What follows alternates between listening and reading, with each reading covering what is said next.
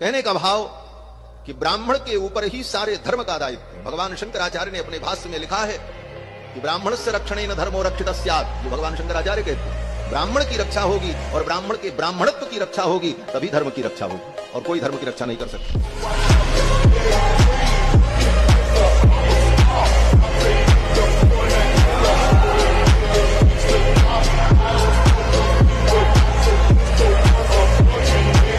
ब्राह्मण लात हरण के ही है, ब्राह्मण ही युद्धवंश उजारो, ब्राह्मण शोक समुद्र लियो, ब्राह्मण ही क्षत्रिय दल मारो, ब्राह्मण पैठ पताल चलो, ब्राह्मण ही 60,000 जारियो, ब्राह्मण से मत बैर करो, कोई ब्राह्मण से परमेश्वर हारो।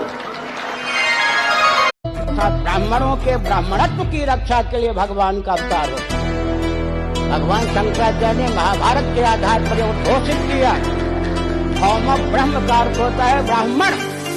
ब्राह्मणों के ब्राह्मणत्व की रक्षा के लिए भगवान श्री रामकृष्ण आदि रूपों में अवतीर्ण। जो जितना ऊंचाई पर होता है उसका पतन भी उतना अधिक होता है। आप एक सीढ़ी पर हैं और गिरोगे तो कम चोट लगेगी, और 10वीं सीढ़ी पर चढ़ गए तो वहां से गिरोगे तो ज्यादा चोट लगेगी।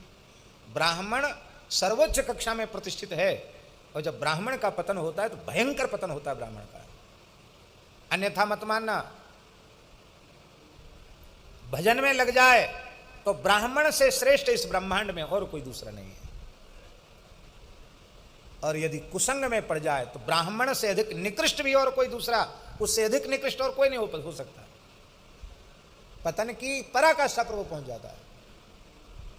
इसलिए ब्राह्मणों को सावधान रहने की आवश्यकता है।